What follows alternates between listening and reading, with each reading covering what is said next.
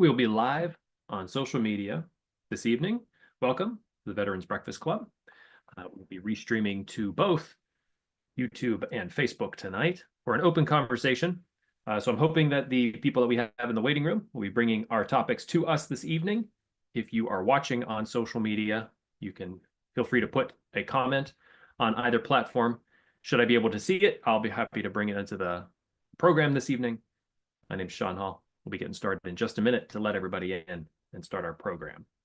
Hope you're all doing well this evening. Thanks for joining us.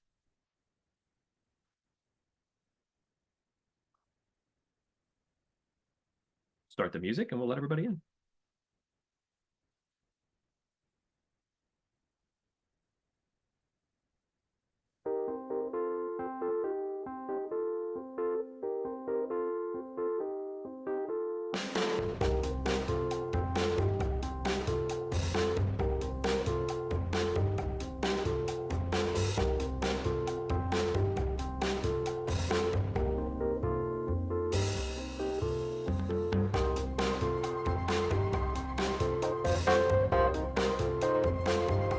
Good evening.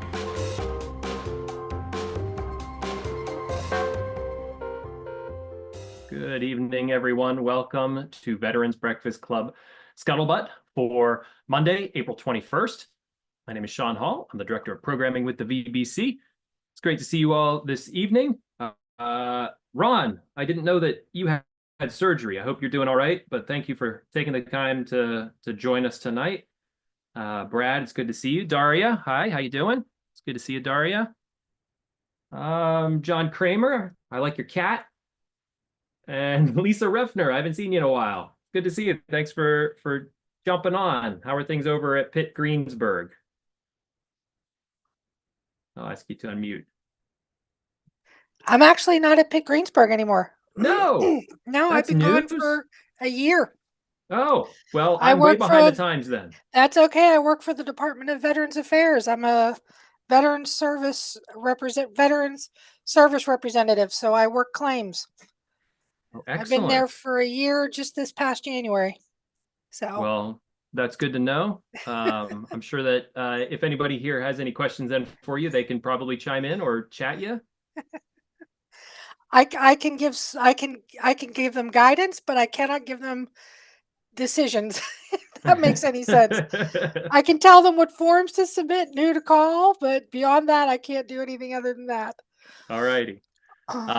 Well, thanks, Lisa. Thanks for jumping on. So tonight is open conversation. I see Jeff Patton. Jeff, thank you for joining us. Everybody that knows Colonel Don Patton, Jeff is his son. He's been meaning to join us for quite some time, so we're going to dive a little bit into Jeff's story tonight. But otherwise, I hope you guys brought some topics. I'll be moderating, kind of just making sure everything goes smoothly here in the room. And should we have any issues, I'll take care of those as well. Just as a reminder, as we get into open conversation, VBC, we're apolitical, and we try to make things PG-13. Sometimes we skirt a little bit up against the R rating, but just those are general reminders as we begin. Justin Miller, I think you change your camera every week. Now we're watching you from like the Last Supper. Like we have the long flight plan on your table here. You're really far away, man. But yeah, it's good to see you all. I want to jump right into Jeff. Jeff, I wanted to thank you so much for joining us. You are Air Force retired, as we said, your son. I appreciate you joining us. This is just sort of the icebreaker tonight. Thank you for being here. Hey, thanks for having me, Sean. I appreciate it. I know we've been trying to do this for about 6 months, so it's I'm glad our calendars worked out. Yeah. So why did it take so long? Just been kind of busy, I guess, just like all of us. It's been a busy time, crazy times, and trying to get the schedules aligned. I do Monday nights. I volunteer with the Boy Scout troop, and so usually at this time every Monday night I'm doing that activity with my son. Would Boy Scouts sort of like I'm thinking about ROTC. Is Boy Scouts sort of I did Boy Scouts a long time ago, but could that be sort of like a preemptive, like getting them towards ROTC? Is it like, how do you go about it? So actually, some high schools have a junior ROTC program, and they actually have military members, often active duty, sometimes reserve or guard members that teach classes in the high schools. Sometimes they go around to different schools within a district. And so, yeah, that junior ROTC program is much more oriented towards, the military and getting people into ROTC and getting them catered to service. Boy Scouts of America, or Scouting America, as it's known now as in the last year, because it has boys and girls involved in the program. It's been around for a little over 100 years. It started in England, and there's some similarities, but it's not militaristic, I would say, right? So it's more outdoors focused, camping, hiking, nature, wilderness survival. There's some of the same skill sets for sure. There's archery and shooting, and I do think that the regiment that comes along with scouting draws some people towards the military in their careers. So Air Force retired. How many years did you do? So I did 28 years. I retired 3 years ago, 2.5 years ago. Yeah. Congrats. What year did you go in? I entered the service in 1994. I was commissioned out of the United States Air Force Academy. 1994. Okay, so that's right after Desert Shield, Desert Storm, right? Yeah, my whole career from like the time I entered basic training in 1990. I remember Saddam invaded Kuwait. So that was like within months or weeks actually of me entering the service as a cadet. And then kind of ironically, that started the National Defense Service Ribbon, which everybody who serves in uniform gets the National Defense Service Ribbon.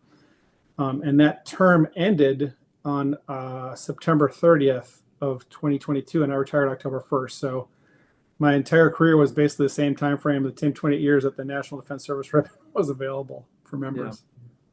What did you do in the Air Force? I was a pilot primarily, but over 28 years had a lot of different desk jobs and career experiences and locations. What did you fly? So I originally went to pilot training, flew T-37s and T-38s, which is probably what a lot of folks online that were in the Air Force trained on. It's the primary trainer for almost 50 years. Now they're flying the T-6. And then I got my first choice out of pilot training. So I flew F-15C models, which is a great aircraft, single seat air-to-air fighter. And then I transitioned to the F-15E Strike Eagle, which is a two-seat pilot in the front, Wizzo in the back, does multi-role air-to-air, air-to-ground missions. And I flew that for several years. And then eventually I actually flew drones. I flew MQ-9. I was a squadron commander in the schoolhouse in New Mexico. And that was a great experience as well. How is it transferring from being in the pilot seat to flying drones? Yeah, a lot of people ask that. It was a pretty easy transition from obviously having the airmanship skill set. So, just understanding three-dimensional, the space and how aircraft fly, how fast they fly, how fast they descend, airspeeds, and kind of having that 3D model built in your mindset. But the drones fly a lot slower, which doesn't mean it's any easier. You have to think a little bit more ahead of the aircraft in order to, maneuver, et cetera. But the biggest differences were, I think, there's several, obviously. The biggest one was when you trained in fighters, your typical sortie was about an hour, but it was still a 12-hour day. So you go in, prep, pre-flight, fly, come back, debrief, and prep for the next day. And that was typically 10 to 12 hours each day. But your flights were only an hour.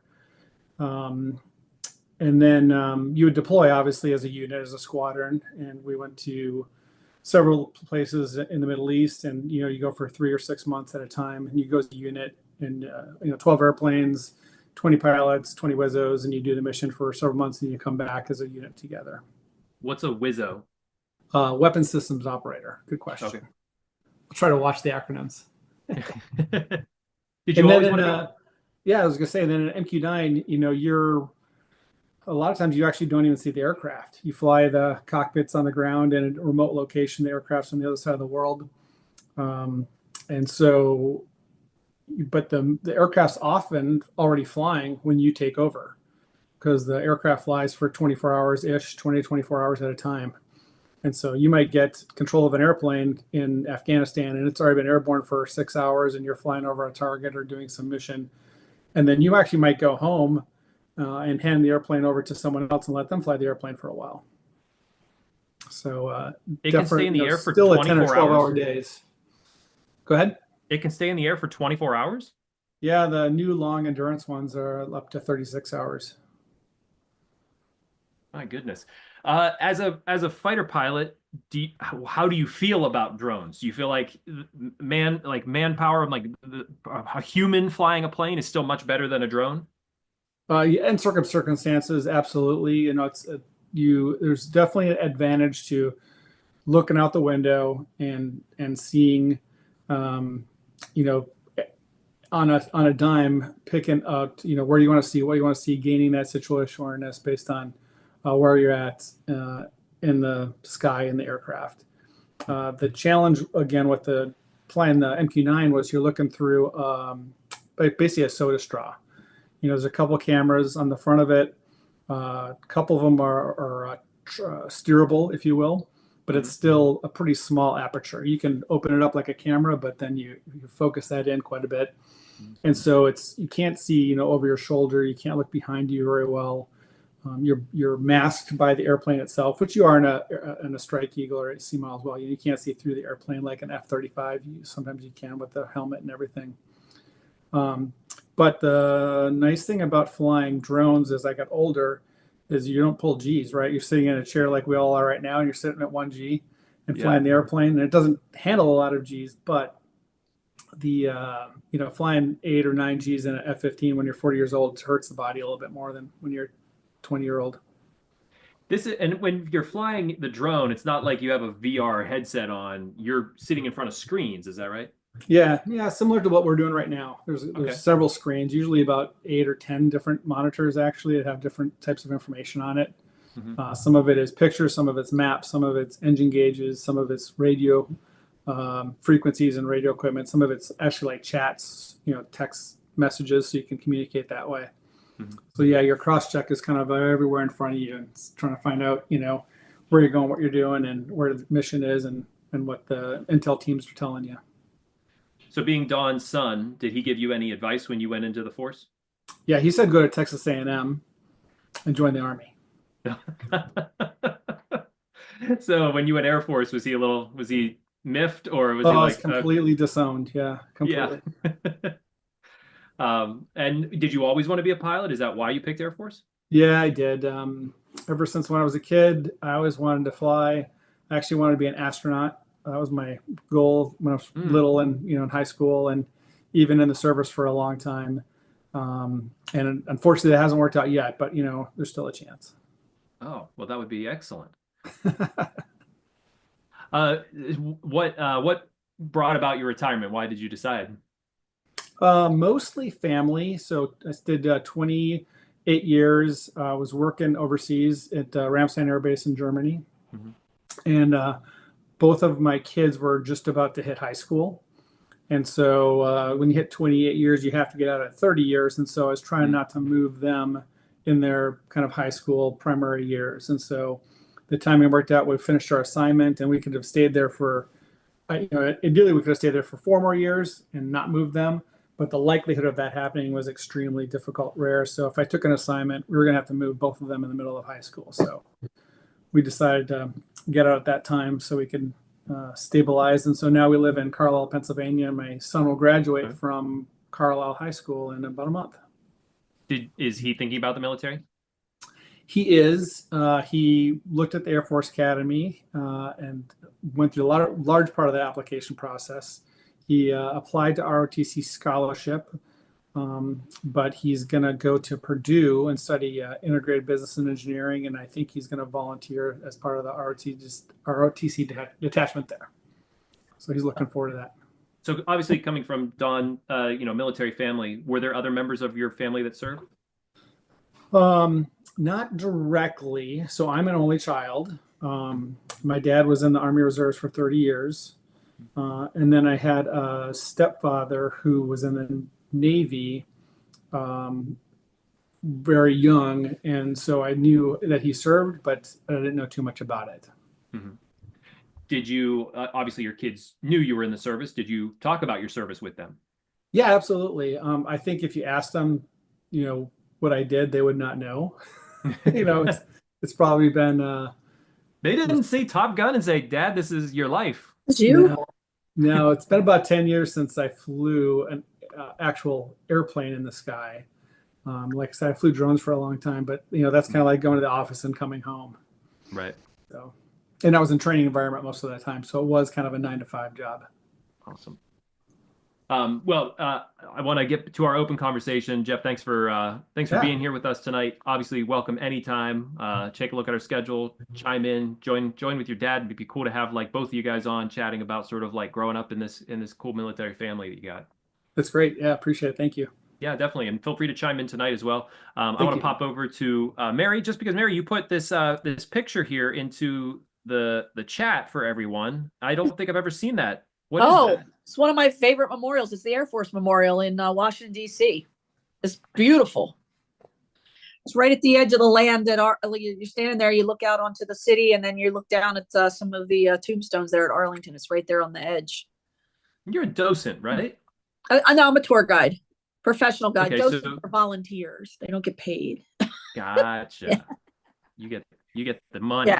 Yeah, I don't know how much it is. I get money, but yeah. And the 3 spires are the core values of the Air Force: integrity first, service before self, and excellence in all that we do. It's very beautiful. It's very beautiful. Jeff, I'm going to assume, Jeff, that you've been to that monument.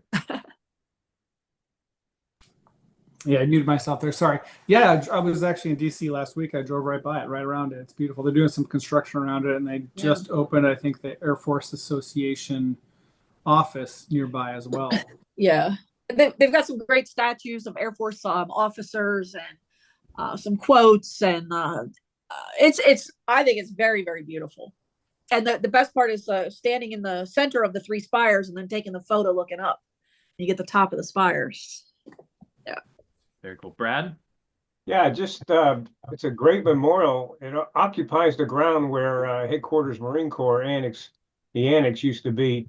It's a lot better thing to look at than looking out at the grave sites every day after a drudgery job at a headquarters.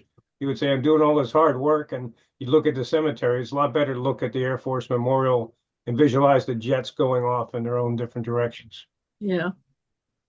And Brad, we should all wish Brad a happy belated birthday. And any of our birthdays that we missed here in the last couple of weeks. Happy birthday to everybody. But Brad, what did you turn? Well, see, there was some misinformation. My birthday's not till June 15th. There was a company email that went out, and everybody's wishing you a happy birthday. And I know. It's an embarrassing thing to do. You don't want to tell everybody that's nice, forget it. I'm just going to let it soak in and milk it for 120 days or so. Yeah, you get two cakes. Yeah, 2 cakes. That's right. Right. Thank you. Of course. I was up in Virginia last week on a bike packing trip with 2 Marine buddies. We went on the New River Trail. The effects of the hurricane here were pretty devastating, but they get the trail fairly well cleared. It's beautiful up in southwestern Virginia at this time of the year in the spring. Mm-hmm. So we had a good trip. Went along with another infantry Marine and a pilot that flew Ospreys in the Marine Corps and also flew for presidential helicopters. So he had some good stories to tell to entertain us along the way. That's excellent. And beautiful weather?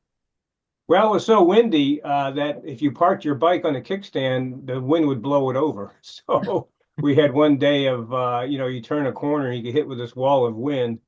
And when I was in the Marine Corps, we used to say we had this federal employee at headquarters Marine Corps. I think his name was Reynolds. He was in charge of misery department. And he had these super high power binoculars that could see what you were doing. And he could turn up he could turn up the dial on misery if he saw the right people. So he saw us a few times and turned up the dial on misery. So, but that's all in the life of a Marine, I guess. Right. Chris Parolo, you had your hand up. Yeah, Brad, I was feeling bad that I missed wishing you a happy birthday until I wasn't feeling bad about it since it wasn't your birthday.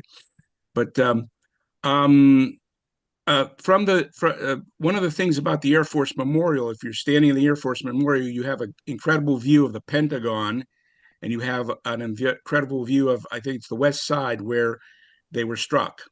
by at 9/11 there, and you see the rebuilt wall and the memorial garden there. So that's another aspect of that monument, looking down at that view of the Pentagon. It's pretty spectacular. Yeah, I But, can remember. I can remember 9/11 when it happened. We got moved up to the annex for temporary quarters, offices, and there was tourists that would come and try to find the Pentagon. They were overseas and whatnot, and they were looking in the wrong direction. And I said, "Where's the Pentagon?" And I turned them around to face the Pentagon, and they saw that big gaping black hole in the Pentagon with a flag draped, and you could just see the reaction on their faces. It was something that you would never expect or visualize getting attacked on your home ground here in such a devastating day. I wanted to ask Jeff something. I see a model of an SST behind him. I wonder what the story is on that. Jeff, let me get back and have you on mute. Go ahead. Sorry, I keep muting myself. That's all right. So yeah, behind me, I have a globe, a lighthouse, and a Concorde, actually, if that's what you're looking at, right? Right. Yes. Yeah. That's my little Lego collection. So you can kind of see a couple of things there. I wonder if you were aspiring to fly the Concorde before it went out of service. No, I never. I know my stepdad flew on it a couple times. But no, I've never had an opportunity. I heard it's a great experience. I always thought it would be great. But I think there's a company that's bringing that capability back. I can't remember the name of it. There's a new Concorde-like aircraft, might be Jet Zero. I can't remember, that's bringing a supersonic flight back from New York to London and Paris. I bring it full circle back to Arlington there. I think there's a Concorde at the Oberhausen Museum, not too far, right at Dulles, as a matter of fact. But that's it from me. That's a great museum. Tom's iPhone. Tom, I see you have your hand up. Oh, did we lose Tom? Hold on one second. Let me flip through. I might have. Sorry, everybody. Give me a sec. I don't know if I missed. Tom, there you are. Okay. Your screen bounced on me. I'll ask you to unmute. All righty. Hi. This is my first time, but I do have a question for Jeff. I don't know if anybody's familiar with the opera Grounded. I do not know about the opera Grounded. Okay. It's not ringing a bell for me. It's worth watching, and it's an opera that was, I guess, done at the Met, but several movie theaters around the country play these operas on special engagements. And it's about a female fighter pilot who got pregnant and had to fly drones.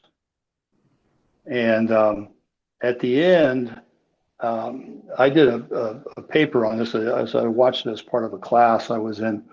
And I asked the question I'd like to ask Jeff this. Well, one thing, I can't imagine not feeling like I'm flying, just sitting there in a lounge chair. Do they have chairs like when you do a virtual reality ride at Chuck E. Cheese where the seat rocks around? But the idea is to be able to fight in a war without any risk of harm. And I really feel like that's not the way to go to battle. I was a helicopter pilot in Vietnam, and I don't think I could have done it on a television screen. I just, don't think it would have been possible to do that remotely. So I'm just curious if he has any thoughts on the distance, I guess, of flying a drone. In the film, in the play, she asked the question if in the Odyssey, if how it would have been if oh, there I go, sounding like a dummy again. Who was it in the Odyssey that had to come back, had to fight the sirens? But Wish not I Homer. could say. I don't know the name. Well, anyway, that if he were able to come back and sleep in his own bed every night rather than stay out there in the sea fighting the sirens, So anyway, I'm kind of drifting here, but I'm just curious as to what. Yeah, Odysseus. Thank you, whoever wrote that. Thank You're you, a better Lisa. man than me or woman or whatever. Jeff? Smarter Yeah, anyway. so a couple questions there. First of all, yeah, the seats are they're similar to what you're sitting in right now, totally stable. Um, they're pretty comfortable, I think, generally speaking, compared to a cockpit. You know, the ejection seats are not comfortable at all to sit on for long hours. They did several ocean crossings and you know, sitting in one position, not getting up for 12 hours at a time. That was very uncomfortable. The good thing about the MQ-9 or drone cockpits is you can get up and stand up. You can change crews like we talked about. The airplanes are flying for a long time. You can put it on autopilot for a couple seconds, jump out of the seat. Someone can jump in your seat. You can go get some food, take a break, 30 minutes, whatever, 5 minutes, go to the bathroom. Things you just don't dream about you can do in, you know, in a fighter cockpit where you can barely wiggle your legs. Yeah, definitely the technology it's a great discussion or a great debate, and I'm happy to talk about it. I mean, it's definitely the evolution of, you know, where all the services want to go right now. You hear a lot about artificial intelligence, and I think that's, you know, more of a morale question, is how much power do you give machines and how much you allow them to learn for themselves. But a lot of discussions right now in the Army about robotics, robotic soldiers. You see at trade shows, they have these, you know, robotic dogs that can do recon. They have cameras. They can search out for mines, and they're all metal. They're battery powered. Yeah, I guess my question is, though, doesn't it make it too abstract? It's like when I was a kid, the dog food commercials used to say, "My dog's better than your dog," and it's like, you know, okay, so you have a better dog than me, so does that mean I lost the war? I mean, I just don't like it. To me, it becomes too abstract. It's too indifferent. It takes the combat out of it, and so why even have it? Why even have a war if you're not actually having a war? You know, I'm sorry if Like I there's sound no like a risk. warmonger. It's like you're saying, Tom, you're sort of saying like there's no actual skin in the game. Like, Yes, exactly. It's Yeah, like yeah. it's like paper trading the stock market. You know. Yeah, yeah. No, again, great question. So, and I'm sure everybody has a lot of different opinions on this, but you know, I think when you know, they went from sword fighting and invented the bow, the archers, I think, you know, they probably said the same thing. Like, hey, Yes, exactly. if you can't hit the person with your sword, you know, you don't have your skin in the game. You're standing in the back and you're shooting these arrows from, you know, 100 meters away and you can't get touched. You know, but that, again, that was just a technology advance, just like this is. So I think that's partly a leadership challenge. You know, for a lot of people, they have been in combat, they have deployed, they have, you know, been in harm's way, they have been physically shot at before they did a mission where they didn't, like myself. But there is a specific career path now that is remotely piloted aircraft focused. So they go through training, they go through flight school, they still fly, they fly the airplane, they do a lot of more simulator training, they get wings so they can fly in the FAA airspace. So they're pilot certified, but then they fly the remotely piloted aircraft. And I want to say, just a clarification, they're not unmanned at all. People say, you know, these are unmanned drones. For the U.S. Air Force, currently, they're all heavily manned, actually. So it takes 10 pilots for every aircraft because of that long duration that they fly. So there's more manpower involved in the drone squadron than there is in a fighter squadron or a bomber squadron. But back to your question about, you know, skin in the game. Like I said, I think that warrior ethos, that mentality, you know, understanding that you still wield, and that's why we have people in the seats and officers, frankly, in the seat, is because we believe the officer, and he makes that call primarily for, you know, kinetic effects and for taking a life and for destroying things largely. So yeah. Thank you, Jeff. And Lisa, thanks for putting the link to your article, Cry in the Sky, Psychological Impact of Drone Operators. Jeff, do you think it should be like a prerequisite that you have taken place, have been in combat before you would be a drone operator? As even Sue said in the chat, like drone warriors suffer a higher rate of moral injury because of the disconnect of taking a life or being in combat when it feels like it's sort of a game takes a unique toll. Yeah, I'm not a big fan of like prerequisites. So I don't think it's necessary. Like I said, it's more of a leadership challenge, leadership problem. So I think there's a lot of ways, you know, you can teach and learn that mentality. there's been a lot of debates and papers. I think someone put some in the chat about, even like PTSD. Can you get PTSD from just flying drones? And I mean, the answer is yes, you can get PTSD from anything. But I can tell you again from personal experience, I dropped bombs over Iraq and blew things up and killed people. And, that's one challenge that many people on the line have to deal with. They've done that same thing. And I've done the same thing in a MQ-9 over Afghanistan. And the flying the MQ-9 over Afghanistan was much more personal, right? Like when I flew the F-15s, I didn't know what I did until the next day, right? Until, we did recon and ISR and found out what happened and got the intel report back out. But when we flew MQ-9s, you would, watch it under high definition screen right in front of your face. And you saw the impact of the missile hitting the car or the person. You saw them, literally picking up body parts and burying them in the same, minutes after you did the effect. So it's very personal, very traumatic, very disturbing for a lot of people. And then, the other challenge is that people say is that you go home to your family. You don't have a lot of time to decompress. So they talk about, going from the battlefield to the soccer field over the course of an hour. And so again, that's something that I think is, a challenge, and different people act differently to it, and something that we need to be aware of and train to. And it's a different mentality for sure. Thanks for that, Jeff. It's fascinating. And Tom, also thank you for chiming in, especially your first time with us. We'll chat about that in just a minute. Larry Woods. Yeah, wanted to change subject for just a second. A lot of people have known because it's been publicized on Facebook, a couple of different places. I know VBC posted, but for anybody that doesn't know, Julia Parsons, a 104-year-old codebreaker, passed away on Good Friday. And I know a lot of people knew Julia, or either just from Zoom, or they've met her and they had a chance to interact with her. She was just an extraordinary lady.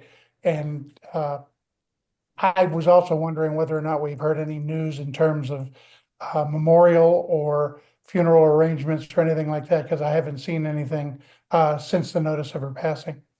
Thank you for bringing that up, Larry. I did mean to get to that tonight. I didn't want to step on Todd's shoes, because I felt like he would probably give a more memorial here on our Scuttlebutt programming for Julia. Obviously, we all knew her. She just, was always with us. I don't have any update information on memorial services, but I think it's a good opportunity, as you mentioned. Sue, thank you, Sue. You're probably the best person to ask. Sue, do you have any update for us? I'll ask you to unmute. Yeah, so Julia, she will be buried at Arlington National Cemetery because her husband is there. But there is a backlog of 14 to 18 months. And that's related to the pandemic, because there weren't burials during that time. So her daughters were not prepared for that length of time, so really hadn't thought of anything here. So we're working on something here, because there's so many people who would like to, I think, pay tribute and honor to her. So yeah, if I know before anybody else, I'll fill you in. But she was, I said with my relationship with her, and I think we all felt that I wasn't done yet. Even at 104, I needed more time with her. So yeah, thank you, Larry, for remembering that.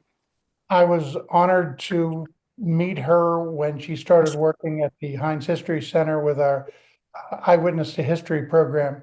Yeah. And so I worked with her for well over 12 years, and would see her at the VBC events and other veteran events.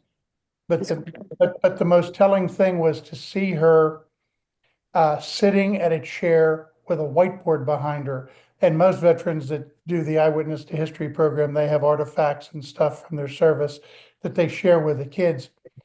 She would take a whiteboard and a marker and start to diagram out how they would try to identify the codes and how they were able to work with the Enigma code.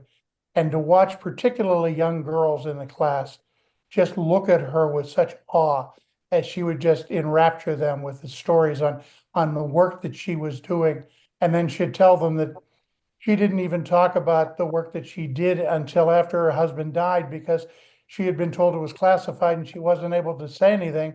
And she read an article about Enigma in the paper, and she realized and found out that it was declassified and she could have talked about it.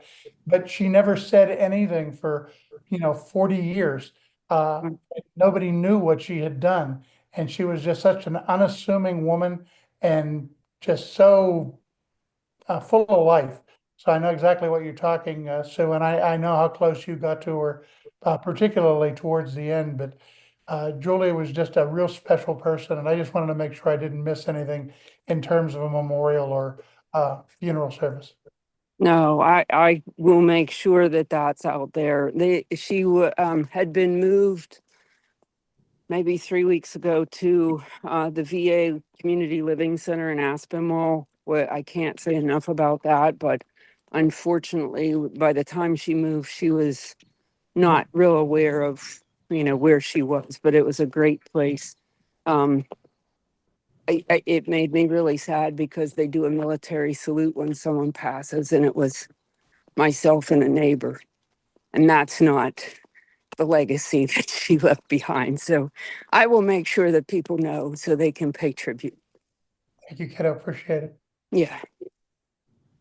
And if anyone else here would like to share a memory of Julia, there's actually Greg Yost. I know I was emailing with him today, so he might have something to say. I'll let him in the room. I had emailed with Sue and said Julia was just, I've only been with BBC for going on 5 years now, but Julia was just the nicest person. And you're right, so unassuming. To look at her, you would not have guessed this history or even how old she was, because she carried herself like a 70-year-old, and just, she was always at a breakfast, always online. Said if anybody has problems getting online, we have a 103, 104-year-old who joins us every Monday, and she knows how to work that computer. But she was a very special lady, and we're going to miss her greatly. Absolutely.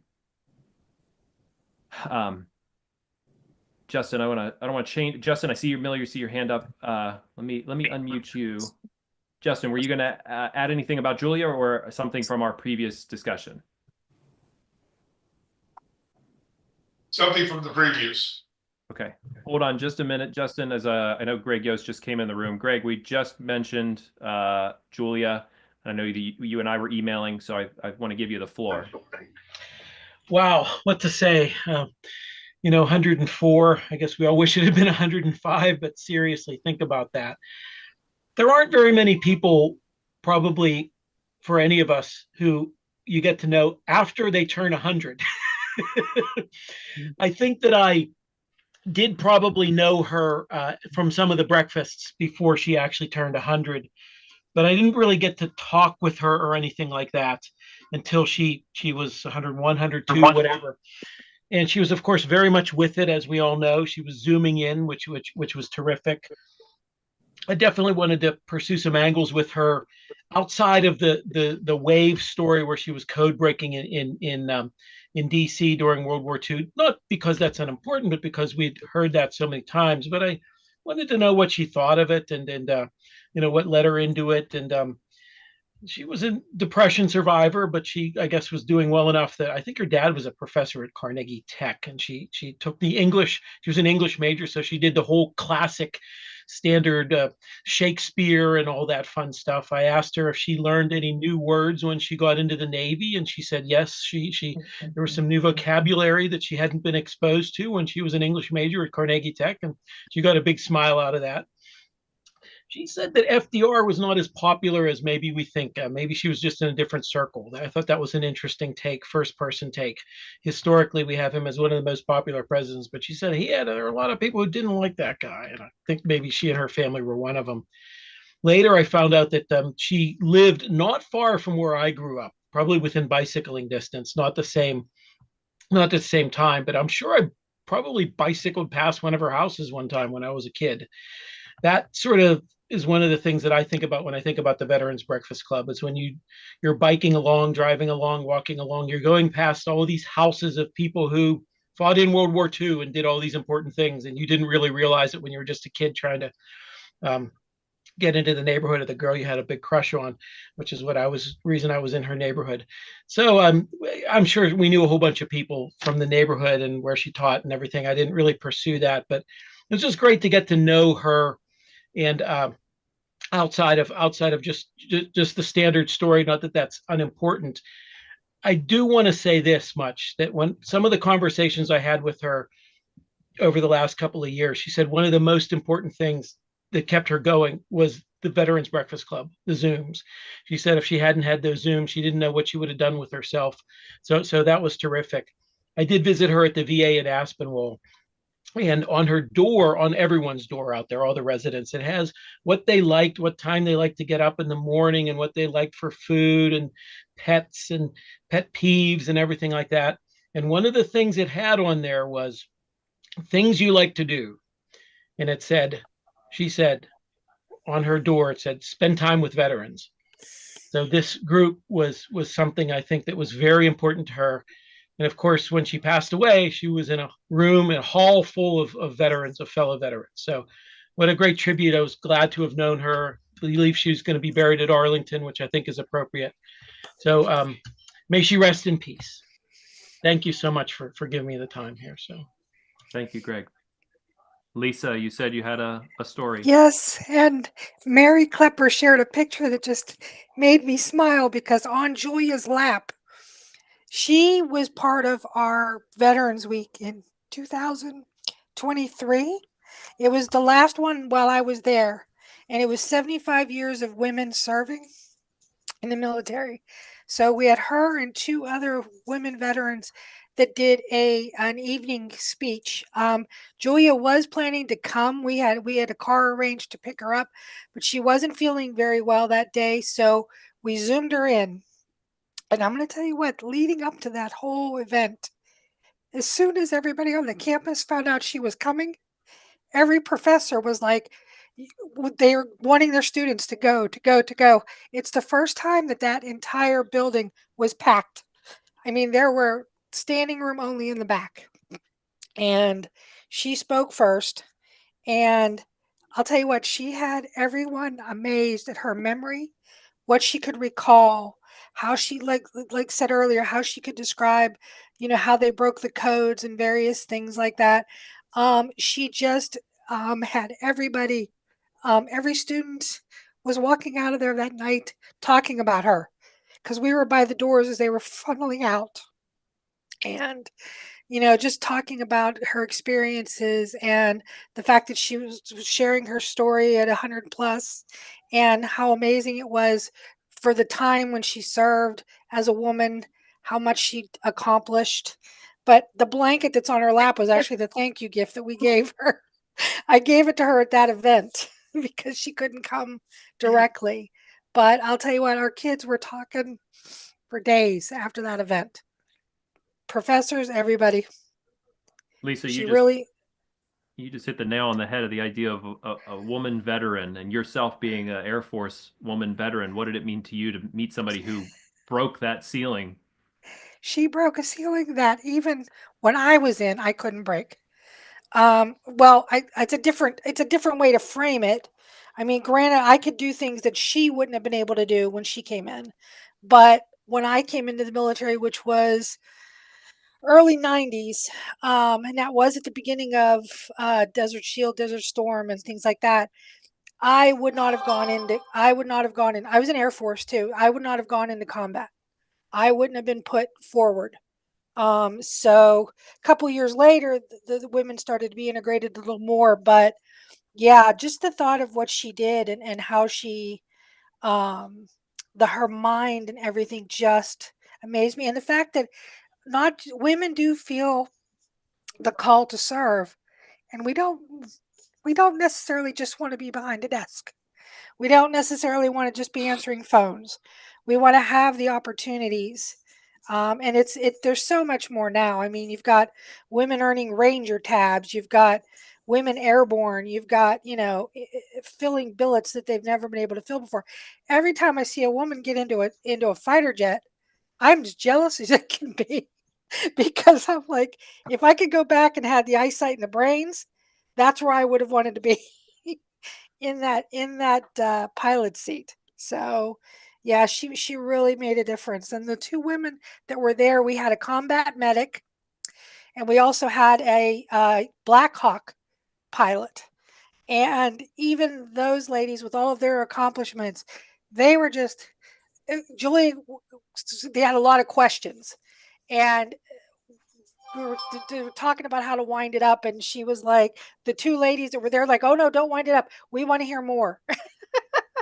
So yeah, she shared just so much, and it was just a great event, and I was glad I got to actually see her in person, to be able to personally thank her for the impact she had on her students, and impact she had on me as well. So Not only one of the nicest people I've ever met, but she had a funny bone. She was yes, she was hysterical, to be honest. Like she would yes, bring the house down every time we had her at an in person. yes, she Chris did. She was great. Chris Parolo. Yeah, just two things I wanted to mention. When she was 102, I'm pretty sure it was 2 years ago, we were doing a Zoom, and there was a discussion. I do not remember the subject, but I was involved in the discussion and made a point, and that was that. But 3 weeks later, she walks into the breakfast, comes right up to me, calls me by name, recounts the conversation, and asks me a question. 3 weeks after this discussion at 102. And I look, and I never forgot that. I said, this woman is sharp as ever, and God willing will stay that way. And I never took that for granted again. Second point, one of the of all the times I've met her, the thing I think about most when thinking about her or talking about her to anybody. She disclosed this at least one time, maybe more. In all of her service in World War II, what she was doing, the importance of her mission, she never faltered. But what haunted her was the fact that she was reading messages to these submariners, these German submariners, not just operational traffic, but personal traffic.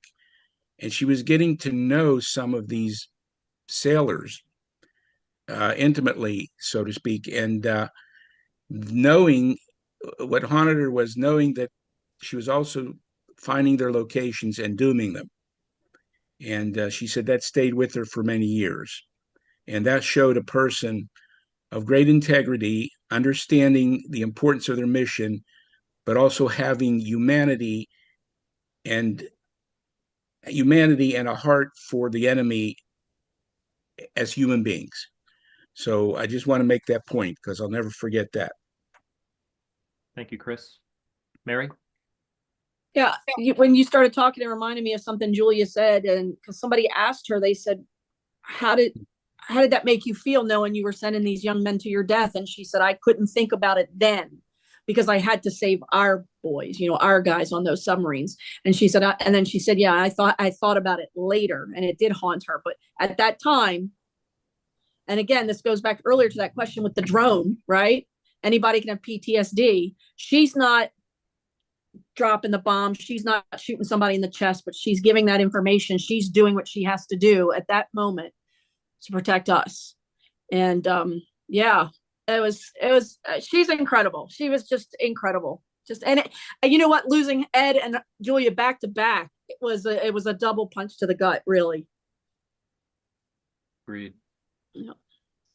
Ron? Yeah, can you hear me okay? We can hear you, Ron. Okay.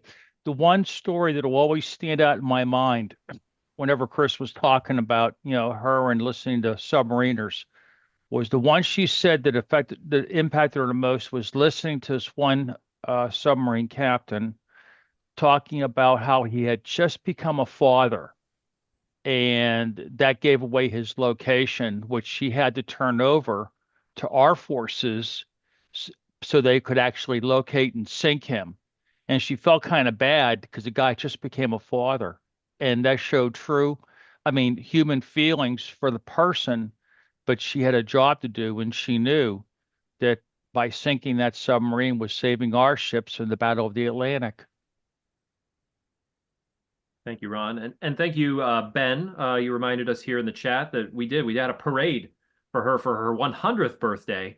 And thank you also to Jim Roberts, Jim, for putting the link in the chat to our YouTube. We did a video of that parade. I was there. That was a fabulous day. Like the whole community was out to celebrate her 100th birthday, and luckily we got 4 more. Jim Roberts, I know I'm gonna ask you to unmute. I know you were at a lot of the in-person breakfasts that we had with Julia, and wanted to see if there were any stories that stuck out in your head. Well, most of them have been covered. The relationship with Julia goes back away. She and her husband were my wife's patients for a number of years, and so Julia just lives down the road from us, and so we would stop by and talk to her on our walks and things. And so, the stories that Larry and Ron told are stories that are the most. I really don't have any additional stories. They've all been covered very well. But she was one year, I think for one of her birthdays, the Veterans Breakfast Club put a request out for everyone to send cards. And my wife's sense of humor is kind of unique. She found a card which is a picture of a little duckling, and the card says, "What the duck?" And so she said, Julia might like this. And so she wrote happy birthday. So when Linda went down to talk, it was a pile of birthday cards, and the What the Duck card was sitting on top vertically so you could see it. So she had a very, very, very interesting humor. And, the neighborhood around here, our next door neighbor, Steve Wyckoff, they spent Fridays with him on the patio there, and their kids were she was like her grandmother to her kids, Elizabeth Donahue. And so the people around here just while they've lived with her for so long, she was just a lady in the neighborhood that everyone took care of. And so everything that's been said here really can't quite picture the real Julia. She's better than what's been said. Larry Woods. Yeah, Julia also told me a story. It has to do with, the PTSD and, the knowledge that she got to know the German submariner who had a child, and it was part of the embedded message. But she also said that the thing that she was glad she didn't have to make the decision on was when they would discover where the wolf pack would be operating at, and that there were ships that they couldn't alert, U.S. ships, because if they did, they would let them know that we had broken Enigma. And there were times when ships that were merchant ships, as well as the escorts, which were the military escorts, plus the merchant ships had Navy Guard on them as well. She said that there were times that they got sunk and they weren't able to stop it, because if they stopped it, then the Germans would know that they had broken the code. And they had to allow certain ships to end up potentially being sunk. And she said that really weighed on her heavily as well. And so it tied into the earlier conversation of PTSD of drone pilots that are actually watching what's going on high definition cameras, even though you're sitting in halfway around the world. That knowledge of your actions having such profound effect on other people is really something. And that was always something that Julia was very, very well aware of and would talk about. And it just really struck me that there were times when we had to allow our own ships to potentially be sunk in order to not let Germany know that they had broken the code. Sue, I asked you to unmute again simply because I question about if she's being buried at Arlington and that's going to take so long from the backlog, would the family want to do something else in the immediate to do as a send-off, or do we just have to wait that long? So I don't think they processed that, which always amazes me. She was 104. I don't know at what point they thought they should start to plan for the end. But I don't think that I don't think they thought that through. But in conversations that I've had with them, I think they realized that they need to do that. And, I think there's,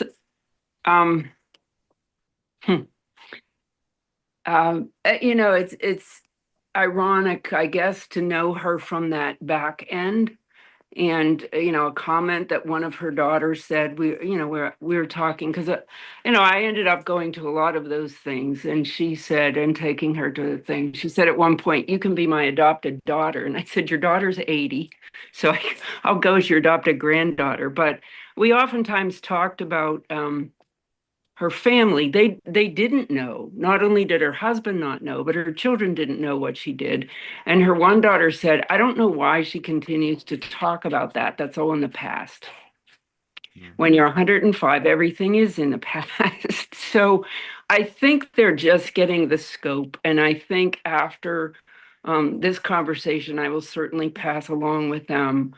I don't think that they understood the gravity of who she was here among those people who loved her. So I'm pretty sure that something will happen. And this conversation really helps, I think, for me to, I think they didn't want to plan, go through any kind of planning here if no one's going to show up. And I said, that's not going to happen. So yeah, thank you. Of course. Yeah. And I will let you, know what happens here. And it might mean, taking the, with the permission of the daughters, with the family, taking the bull by the horn. And, I certainly don't mind planning something. So I'm sure there would be lots of people in that circle. Absolutely. Yeah. Great, Thank you. Yost. Yes, one other thing that I forget if it was mentioned, but when we talk about all of the stories she told to us about the code breaking and getting to know the captains of the U-boats and what she could and couldn't tell to the Allied shipping, she wasn't allowed to talk about that for 50 years. She didn't even tell her husband. All those stories, she just spent most of her life not telling anyone. And that to me is sort of amazing. I know that she, when her husband got transferred and they lived in Britain for a while, she very well may have driven past Bletchley Park on her way to church every Sunday, and she didn't even know what Bletchley Park was, because that was still a secret up until the 1970s. I just find that all these stories that we get to tell about her, she wasn't even allowed to tell the overwhelming majority of her life. So. Thank you, Greg. Al? Yeah, I'm just curious. Did Julia ever talk about other women who were with her breaking codes? Because I remember several years ago, I read this book. I will put it up on the screen. You probably can't see it. Background kind of starts to cut it out a little bit. What is it? The women who smashed codes. Smashed codes. And this lady, Elizabeth Smith Friedman, was one of the greatest code breakers of World War II. And I'm wondering if Julia was working with somebody like that. Sue? She did talk about people that she, was working with. They didn't talk even to one another. And one of the reasons she was sworn to secrecy, as everybody was, because it was classified, but she did not want to, her husband was military. She did not want to share anything with him so that he would never have to make a decision should he be captured to tell. He didn't know, so he wouldn't have been able to make that. But as recently as January or so, I got a message from somebody, and I passed it on, whose mother had been a code breaker as well, and her mother had never talked about it, and she had read a story about Julia and wanted to find out more from somebody what her mother did. So she was very happy to talk about that and to close the gap for people who didn't really know what that was, of their own moms. Spreading that story out, Scott Masters, you just put in the chat that your students and you Zoomed with a Bletchley Park codebreaker named Betty Webb a few years ago. If you want to throw that chat or that link into the chat so that people could watch that if they'd like. Greg, did you re-raise your hand? No, I just didn't get a chance to lower it. You can lower that. My computer's acting goofy. If you want to lower my hand for me and shut my mic down as well, because I can't seem to do that. I'm frozen on the screen. Greg, I always have to shut you up, Greg. What a shame. What a shame. Justin Miller, I haven't forgot about you. We'll get back to you. Jim Roberts, I'll ask you to unmute.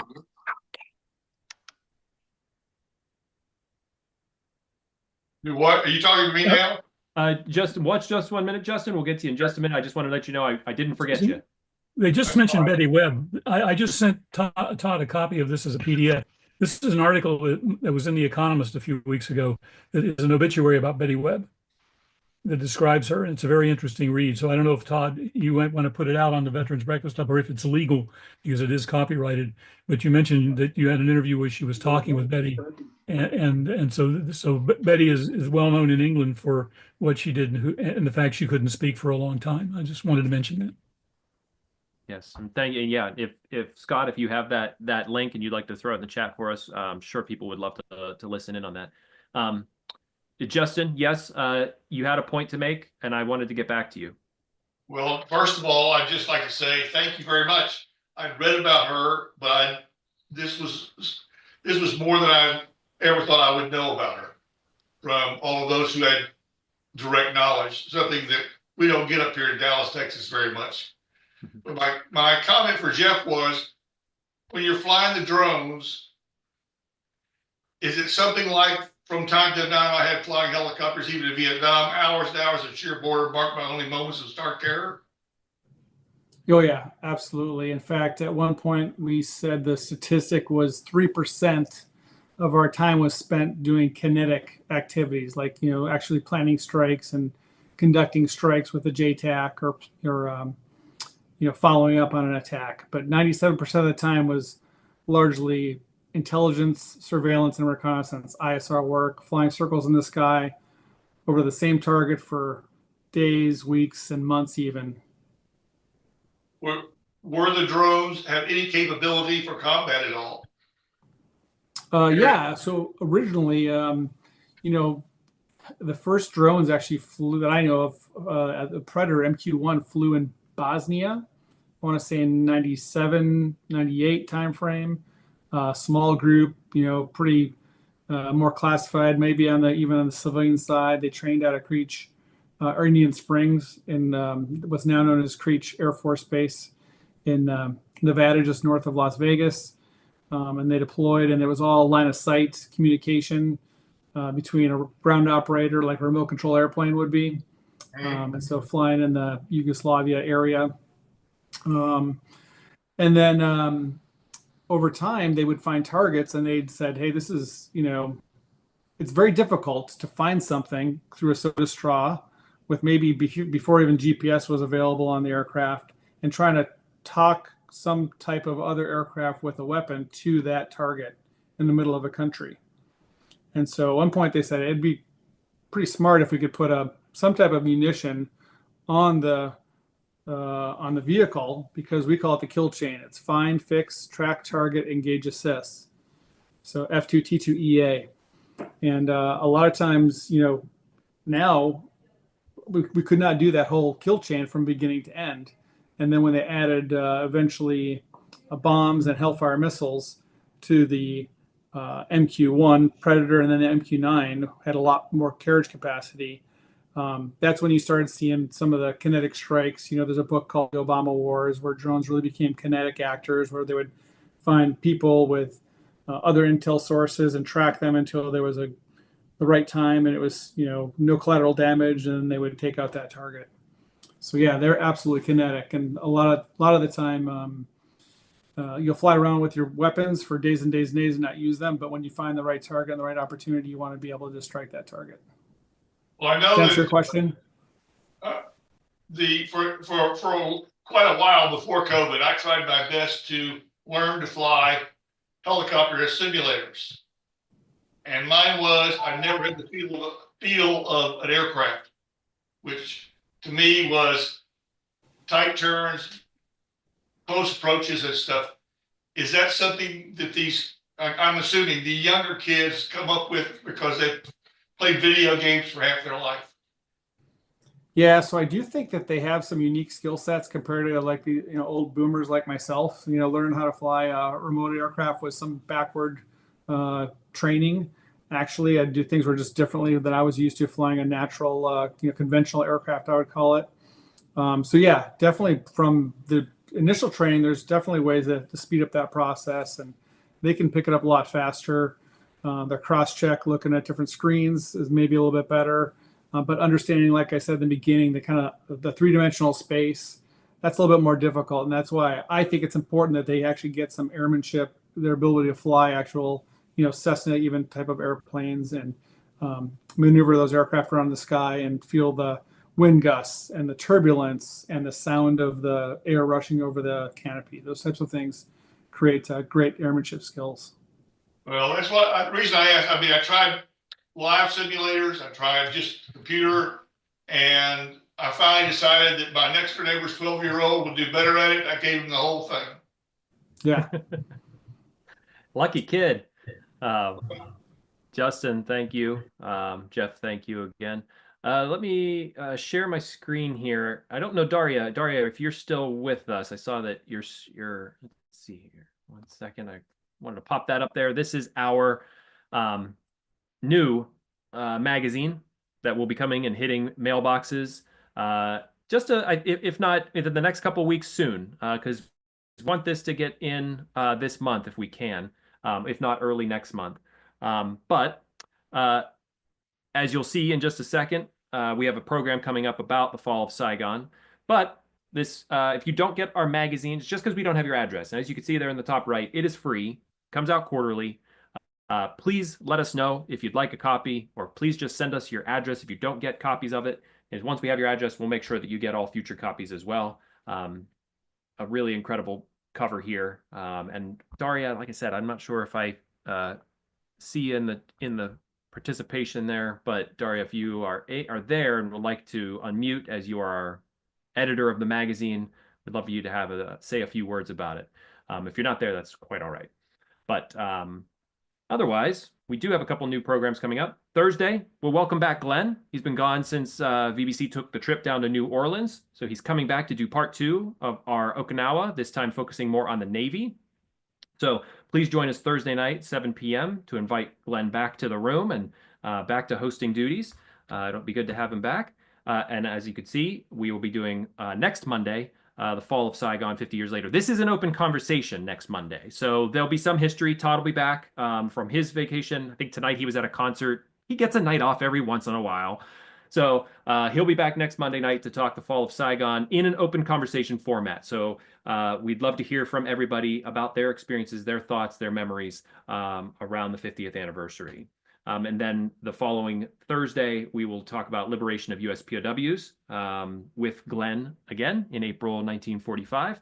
This continues quite a long series that we've had of POW conversations, everywhere from German POWs in America, the Stalags. We've covered a lot. So we're going to be touching base on this again with liberation coming up on May 1st, again with Glenn. So a few of the programs coming up. We have an in-person breakfast this coming Thursday. That one is going to be at Monroeville United Methodist Church. It's been a kind of a difficult getting a good spot for us in the eastern part of Pittsburgh. We think we really nailed it with Monroeville United Methodist Church. They have a great space. They're very enthusiastic about having us be there. They got volunteers set up to make breakfast. Jim, I know that you usually hit up the east side of Pittsburgh breakfast, so hopefully you'll be coming to that one. I'll be looking forward to seeing you there. Should be a great time. And if you've never joined us for an in-person breakfast, there's never a better time. We will have breakfast throughout the rest of this year. Please check our website, veteransbreakfastclub.org, and check the events. We have online and in person, and all of our in-person breakfasts they're a lot of fun. Education, you get a lot of that. You get a lot of connection. You get a lot of good stories. Ben usually is there volunteering as always, and it's always great to see Ben there. Yes, and Ben, thank you for putting that in the chat. Yes, our VBC magazine is also available through that link online if you just like to go online and read it and you don't need to have the physical copy in your house. I like having a collection of them. I keep a stack. I'm planning to have Todd sign them someday. So let's see here. Sorry, there's a couple people in the waiting room. I'm going to let them in. There we go. And Barb, I'd like to pop over to you. You sent me a PowerPoint. I'll ask you to unmute. How you doing, Barb? Great. Thank you so much. Good. Let me bring up this little PowerPoint that you sent to me. Here it is. One sec. Let's get it. Give me one sec to get the right screen here. What did you put together for us tonight? Well, it's been about 1 year since my husband and I met Todd at a in-person veterans breakfast in Youngstown, Ohio. And we found out about him from an article that a friend of ours had written from the Maps Museum. She is a member, and we are members also. And we've got a quarterly newspaper. It's Maps Museum, Military Aviation Preservation Society in Canton, Ohio. And Deb Bussinger is in the chat room, I think, here tonight also. And they had gone to Vietnam on this trip, and we were surprised to read about it. And here Todd was the host of the trip. So I went onto the Veterans Breakfast Club website and saw that in the next few weeks from that reading that there was going to be a breakfast in Youngstown. So that's how we first met Todd, which was fascinating. So that first slide just shows some of the magazines that we have, and the book that we just started reading, the Bill Malden book, is just fascinating. What a talented guy. This next slide shows the Veterans Vietnam 50th anniversary celebration that we went to in Pittsburgh on March 29th. And there's Sean. We got to see Sean in person, which was awesome. And this a lot other taller in veteran person. You all think I'm like Yes. 5'10". So handsome in person. And this veteran here on the right-hand side. And I'm holding a magazine that I write for in Cleveland. And the issue that, or the article I just submitted, which will be coming out in a few weeks, is about trying to get more participants in the Veterans Breakfast Club Zoom and getting them familiarized with the website. So it's been a transformative experience. This was when we learned that Ed's birthday was in, I think, January or February. I sent him 2 birthday cards, which equaled 103 years old.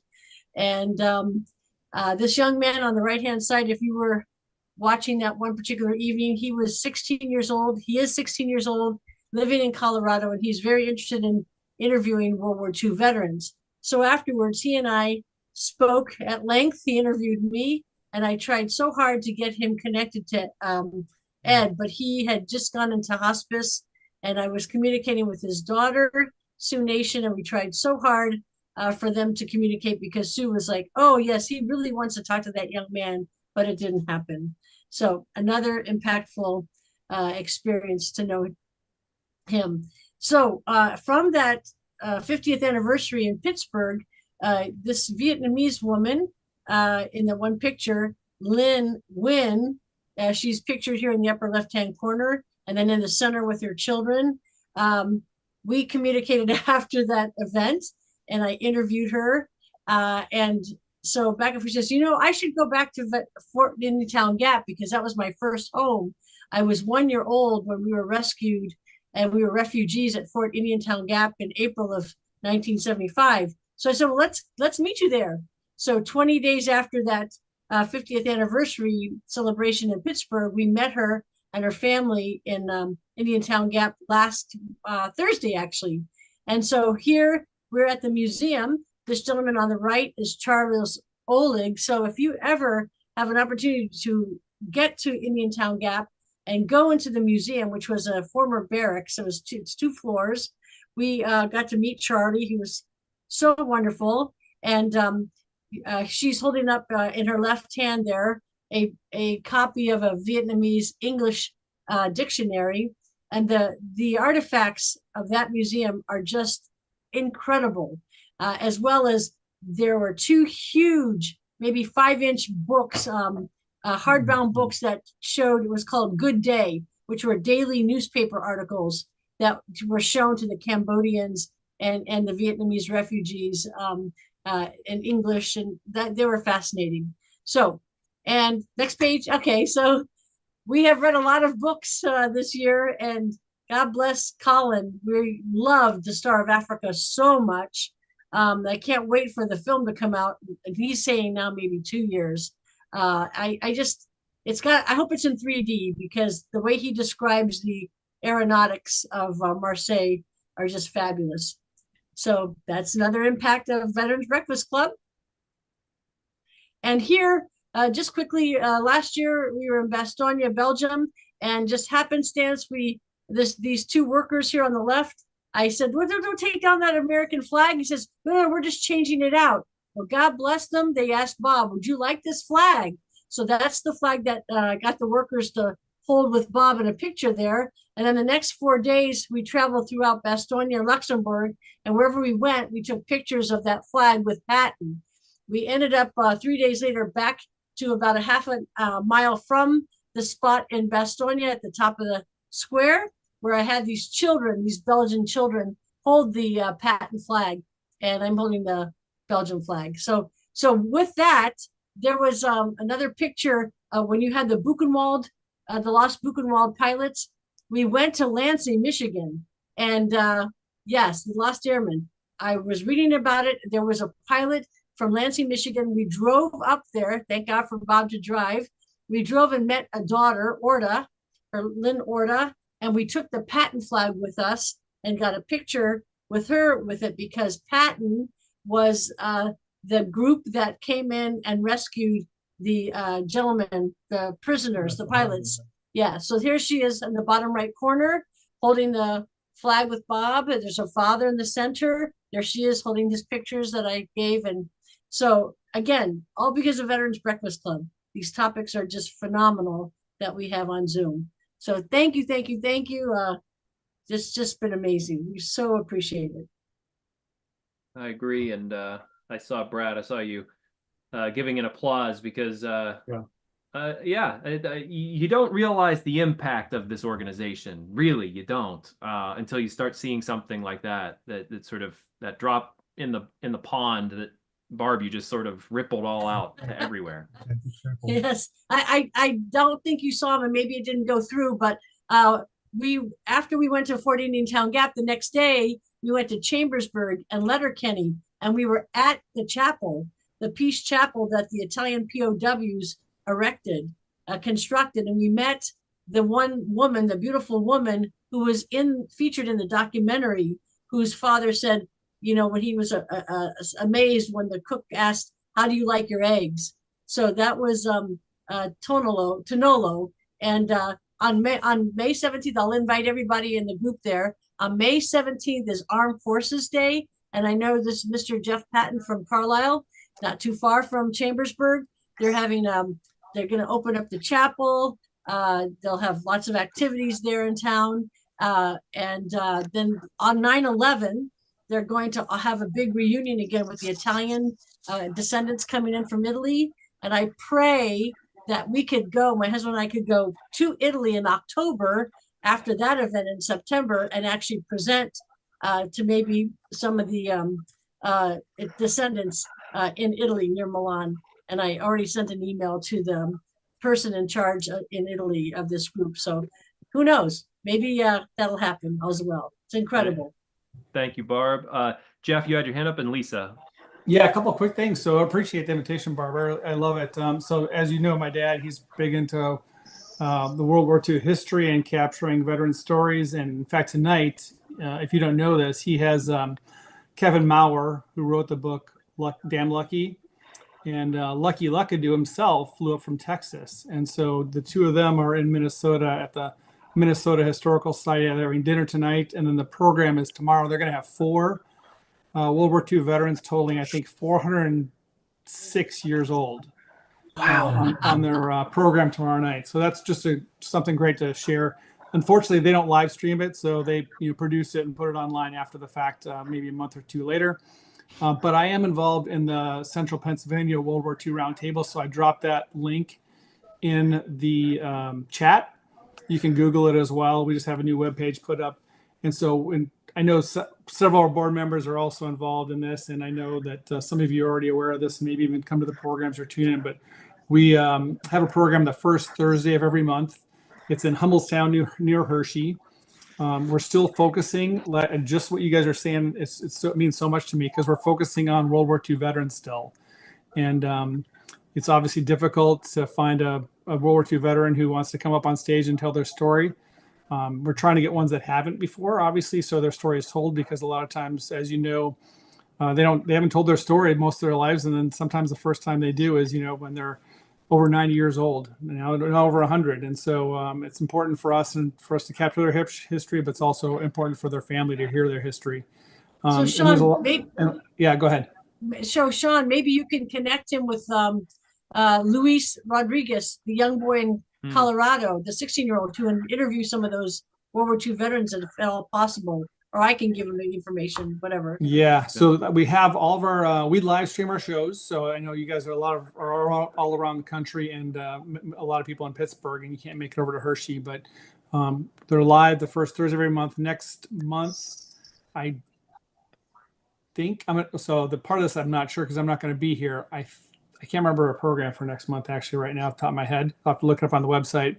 And then in the first week of June, we're actually, I think, planning hopefully to have 4 World War II veterans at our program on a panel discussion, because it's the Thursday before the Mid-Atlantic Air Museum. And so they're flying in from California and from Boston and from other places, traveling far and wide. And they're going to hopefully spend some time with us the night prior before the Mid-Atlantic Air Museum starts. And then the last thing I got, Sean, before I give up the mic for the last time is, you mentioned Buchenwald, which was fascinating because I'm going to be headed to Amsterdam on Thursday on a World War II trip. And so I help lead, my dad plans it, and I help lead a 2-week trip. And we're going from Amsterdam to Berlin for 2 weeks. We have about 20 people this year on a bus, and we're going to hit Operation Market Garden, and then we're going to visit Buchenwald and Ohrdorf and Merker salt mines and Potsdam and Berlin over the next 2 weeks. So I do appreciate the invitation, but I'm not going to be around for the next couple of weeks. But I look forward to telling you about when I get back on Mother's Day. Please do. And whenever you have a big trip coming up, please let us know, because we'd love to get the word out. We do have our own VBC Europe trip coming up as well. But we're always happy to get out information because I can spend all year just going on trips with BBC and different things, just traveling the world, checking out all these historical tours. Barb, our trip next year is going to be about the same time frame where we're going to do Operation Husky. So landing at Sicily all the way up to Rome for 2 weeks. Wow. Thank you, Jeff. And again, thank you, Jeff, for just coming on tonight. It's great to finally meet you. Lisa. Yes, just kind of what she shared about how Veterans Breakfast Club touches in so many ways. I just wanted to share something that came up this past fall. One thing that I am very proud of, I don't normally, but I am happy that it continued. We started when I was at Pitt Greensburg, was having the Veterans Breakfast Club breakfast at the school. And we got to the point where we were having them twice a year. We have them in the fall during Veterans Week, and we have them again in the spring. To my knowledge, the next one this year is May 24th, according to Red when I talked to him the other day. But when we were there in the fall, one of the veterans that was there stood up and said something that I hadn't thought about, and a lot of us hadn't really thought about, is that a lot of times veterans are hesitant to share their experiences, and how Veterans Breakfast Club actually gives them a forum for their stories to be told, for them to, I don't know, be seen by others. And it's almost like they won't necessarily go see a counselor, but they're in a room and they're sharing, and they've got other veterans that can relate to what they're saying. And, and they're there to tell them, yes, we understand, and how it actually is a healing process for the veterans as well. Absolutely. Which is kind of nice. It's not them in a room with a therapist, in a structured way where a lot of veterans won't go that route. But you've got a lot of the younger ones too cathartic. Exactly, Paula. It's and it's really nice to see the young ones reacting like your 9/11 veterans intermingling with the World War II and with the Vietnam veterans and so forth. And it's almost like that brotherhood just continues. And it's really something special to see when they tell the stories. So Thank you. Thank you, Mhm. Lisa. We have about 5 to 6 minutes left now, Jerry. That's not a ton of time, but I'd love to be able to, you've written a book. I would love to hear you talk a bit about that and where people can get it. Yeah, I was attending the Hartford Vet Center from 2011, and a fella came in a few years later, and he was listening to my stories. And at first, I couldn't talk for quite a while at the vet center. And then I was listening to these other fellas, and I said, "My God, they're just like me." So I still go there. I still attend the meetings on Mondays. And a master sergeant came in and he said, when he heard some of my stories, he says, "Jerry, you got to write a book. You got to write a book." I said, "Okay, George, I will." And for 6 years, I put him off. I kept on telling him that. So COVID came up, and I went to my mailbox and I opened up a letter from George, who lived about 40 miles away from me. And there was a $20 bill in it. And George goes, "Jerry, this is for your book. I'm the first buyer." So I went out and bought a computer, and I had all these photographs that I took in Vietnam put away. And I wrote my book during COVID. And it's called Vietnam Beyond. I'm pulling that up now so I can get a link for everyone in the chat. How much of your life does Vietnam Beyond cover? Basically, right from the start. It's the first chapter is about my mom and dad were orphans at 11 years old in Middletown, Connecticut, and tells about how they grew up and they wanted the American dream in Middletown, Connecticut, which they did. And then I was drafted. Believe it or not, 60 years ago this month is when I got drafted at 19 years old. I was in the first draft, and I was attending University of Connecticut, and I was on my summer break. It was in the spring, and I didn't question it, and I thought it was my duty to serve. So I was inducted into the U.S. Army, 196th Light Infantry Brigade, and we trained in Fort Evans, Massachusetts from October of 65, and we trained for 10 whole months before we went over as one unit. And that's me on the cover at 20 years old, building the Tay Ninh base camp up near the Cambodian border at the end of the Ho Chi Minh Trail. And what we were doing was trying to protect the infiltrating coming down the Ho Chi Minh Trail and south towards Saigon. And, through search and destroy missions, helicopter assaults, and ambush patrols. So it was a pretty kinetic tour that you had. I'm sorry, what was that? It was a pretty active tour that you had. Yes, 90% of the time I was in the jungle. I was a grunt and either carried the machine gun or the M16. And basically, we never went back to our base camp. We were always on pushing deployments or blocking. And every time they needed us, they would fly us with helicopters to a different location. What was it you learned about yourself while writing the book? Oh boy. Well, I'm a historian now, and I just love history. And the past was put away for over 50 years. And I had all these photos that I took in Vietnam, and I brought them out. And I don't want Vietnam to be a forgotten war. So I do presentations. I do schools and libraries, and I have a slideshow from the trip that we took with the BBC a year ago. I went with Todd and 21 others. A few of them there are on site right here. And I just love the trip back and what I learned, what Vietnam has turned into today. It's a very rich country. They love Americans. And I'm so glad I went. I see Mary Klepper there. She was part of it. Hi, Mary. So I'm glad I wrote my book. Did parts of your service start to come back to you as you were writing it?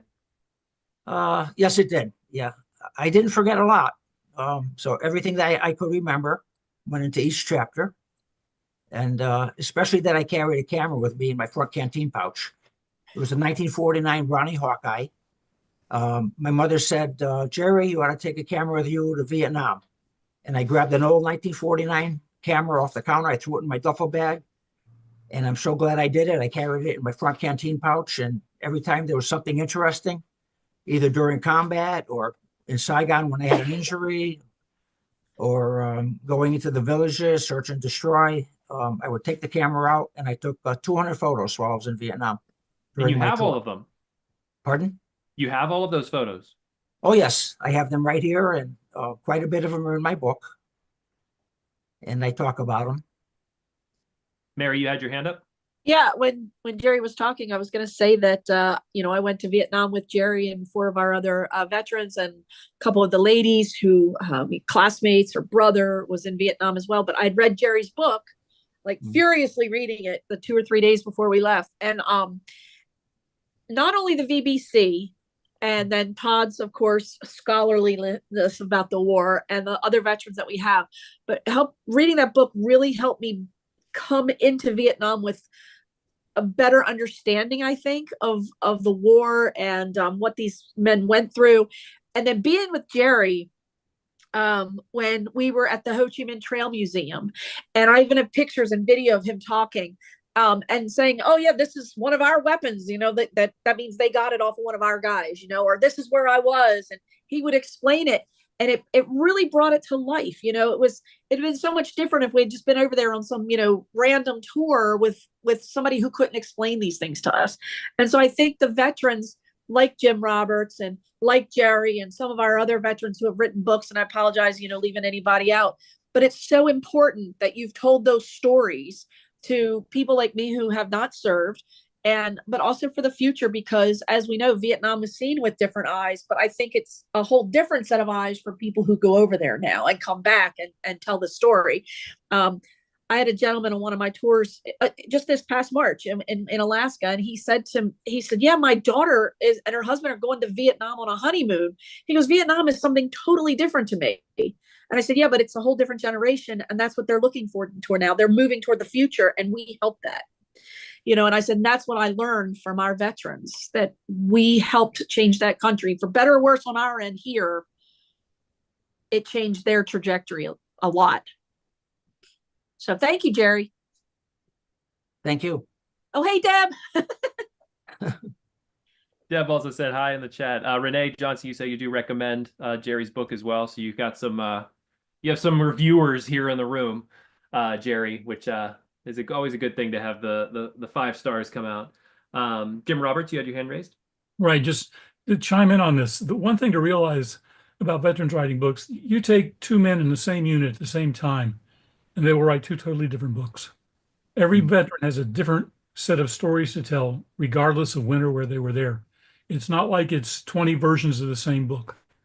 Each one is unique. And like I say, no one came through that war with the same set of experiences or the same set of recollections. It's interesting to read something by 2 men who were in the same place at the same time. You'd think they were on different planets. There's nothing boring about any of the books. Thank you, Jim. I see that we have reached the witching hour, but I want to thank you all for bringing your thoughts and your voice to tonight. It was fun to do my first open conversation on one of these before. I kind of just was like, well, we'll see how it goes, but I think it went swimmingly. So I very much enjoyed hearing everybody's opinions and thoughts and comments tonight, especially our long discussion about Julia. I'm glad that we got into that. It's so great to remember her, and I feel like we're going to definitely talk more about her in coming conversations and coming programs. I hope that you all have a wonderful rest of your week. We'll see some of you on Thursday morning. We'll see some of you on Thursday night. But then I'm off next week because I'm going on a Disney cruise with my family. So I expect to be very tired with my 5 and 2-year-old. They're excited to meet some Disney princesses and some Marvel characters. But I hope that you all have a great time. I'll see you either Thursday, but then I'll see you about a week after that. Hope you have a great night. Thanks again for coming. Thank you.